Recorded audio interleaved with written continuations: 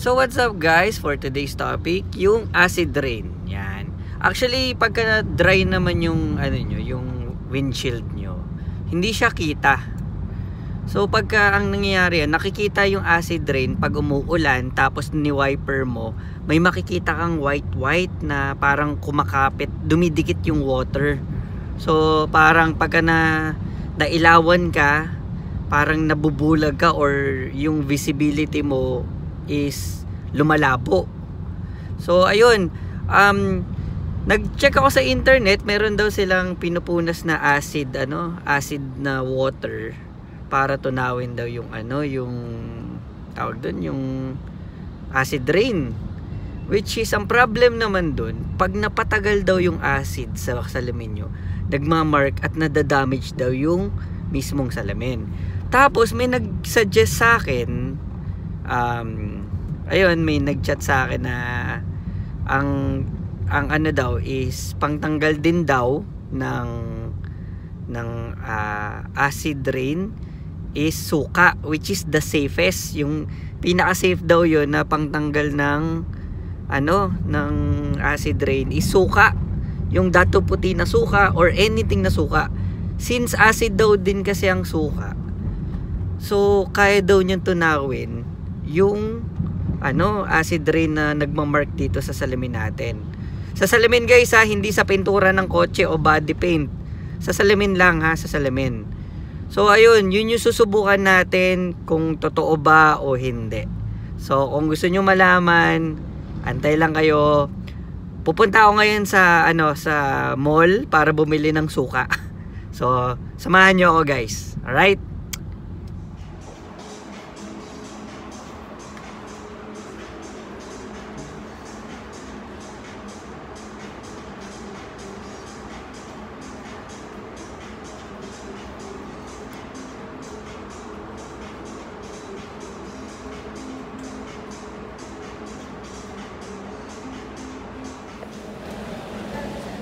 So ito, meron na tayong suka at ang halaga niya ay 47 pesos.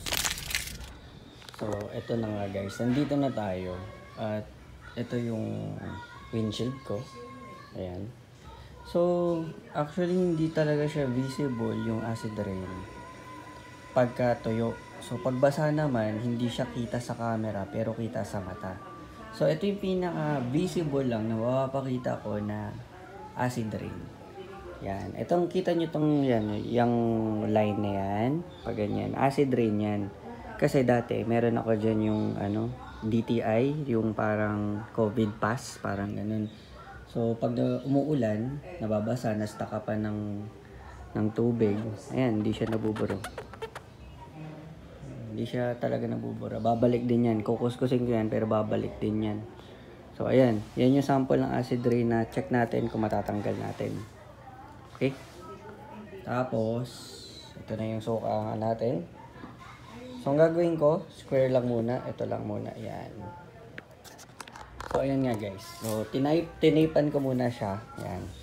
Para at least alam natin na ito yung a-applyan natin ng suka. Tapos, ito yung hindi. Para mamaya, baka kasi at least kahit papaano makita yung difference niya sa may acid rain. So, yung suka, lalagay ko lang dito para may sprayer tayo.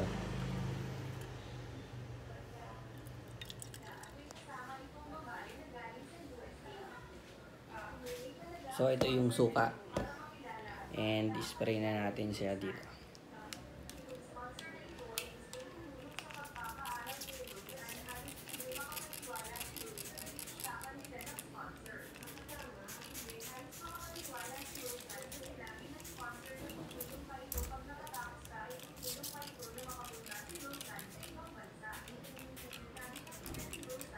Tapos babad lang natin ng siguro at least 5 minutes.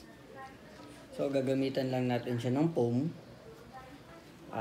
Naka 5 minutes na tayo. Gagamitan lang natin siya ng foam.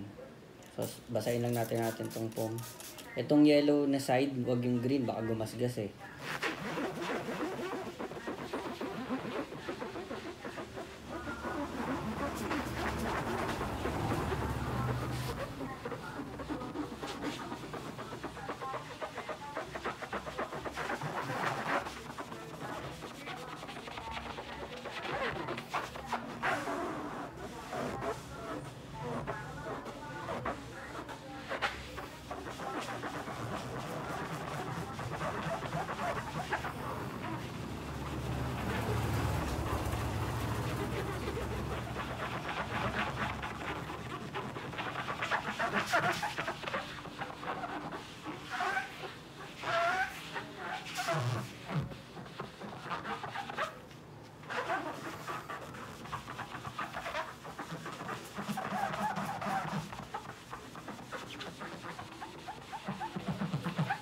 So, try na natin tanggalin yung marking natin. So, itong square na to, yan, yung basa pa. Ito yung na-treat na natin. Itong sa baba, hindi pa. Ito yung line. So, yan, hindi pa. So, ito lang yung part na na-treat natin. So, ngayon, try natin basahin. So, basahin na natin.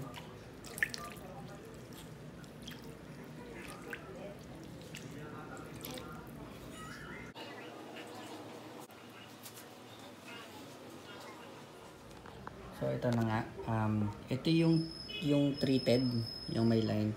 Kung papansinin nyo dito sa treated, hindi siya parang ganyan, no? Yung naghihiwa-hiwalay, buo siya, guys, ayun, no? Ano? Sobrang ganda niya. Ayan yung divider, papunta dito sa treated. Ito yung untreated, ito yung treated. So kita nyo, guys. So tatry naman natin, ayan, no? Hindi ko alam kung kita nyo, pero yan o. Yan o, untreated. Treated. Ito yung nilagyan natin ng vinegar, tapos kinuskus lang natin na ito. So, ayun, I think, okay siya. Ayun o. Kita nyo yung difference. Ito yung may mga ano, ito yung may ano yung may, rain ano, ang tawag doon? Acid rain. Ito yung wala, ayan o. Ayan o, basa siya eh. Ayan o, kita nyo. So, tatry natin i-apply sa buong half na neto para makita natin yung half dun at saka dito. Okay? So, ito na guys. Ito yung treated. Ito yung nilagyan na natin ng vinegar tapos kinuskus natin ng ano, yung foam na yellow na panghugas ng plato. So, ito yung linya. Ito yung hindi ko pa tinitreat. So, try na natin. So, ayan, kung makikita nyo.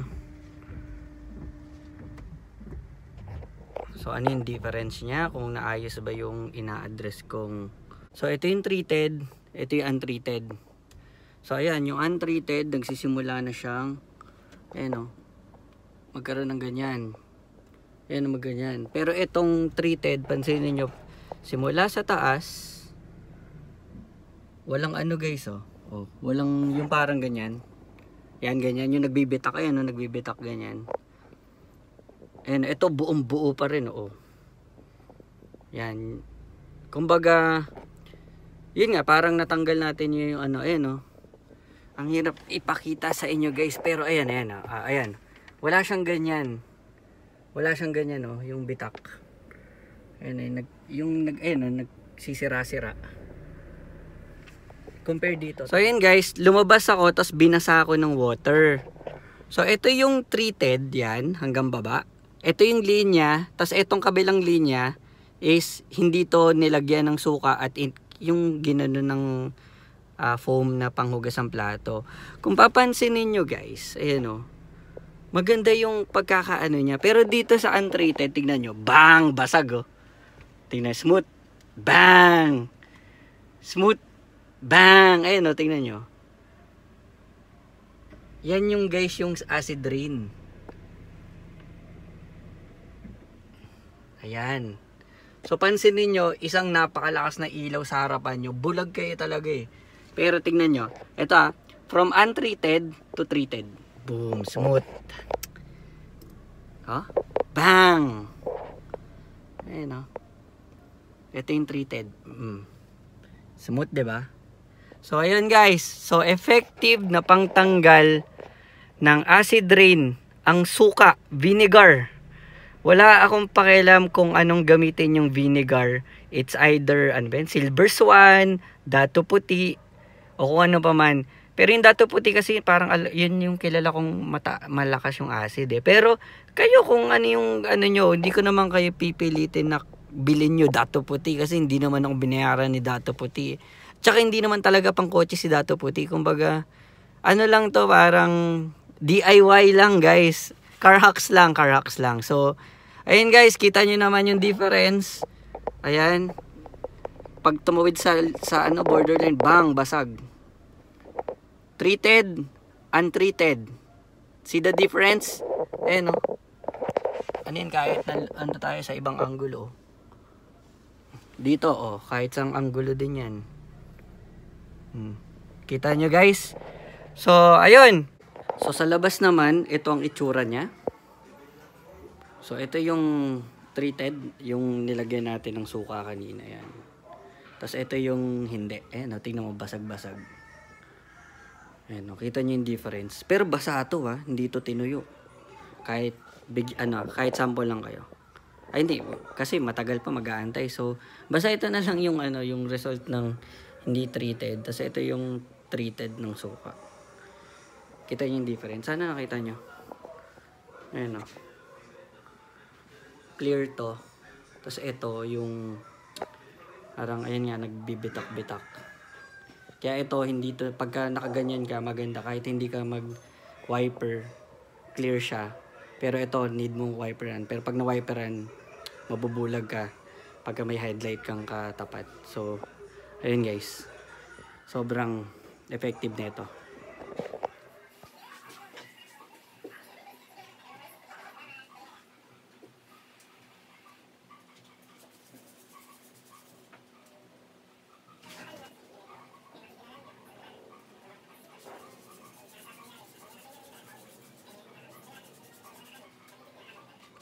So ito, na-apply ko na sa lahat, binabad ko na rin ng 5 minutes, tas inano ko na rin, binap ko na rin siya. Tas ngayon, sinabon ko na lang siya ng Joy. Para matanggal yung residue ng suka.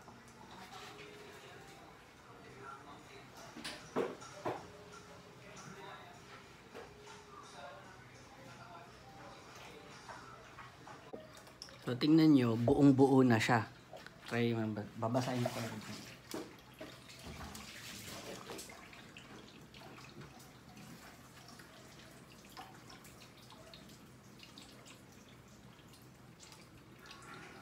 Ayan o, smooth.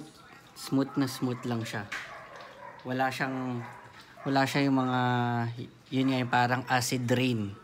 Kung mapansin niyo, napaka-smooth niyan. Sa loob niyan, sobrang clear niyan. Kahit hindi na kayo gumamit ng wiper, perfect na perfect yan. Ayan, patagalin lang natin ng ilang seconds. Tignan nyo kung may gagawa dyan ng mapa or may magkakaroon ng markings dyan. So, papatagalin ko lang, ipa-fast forward ko na.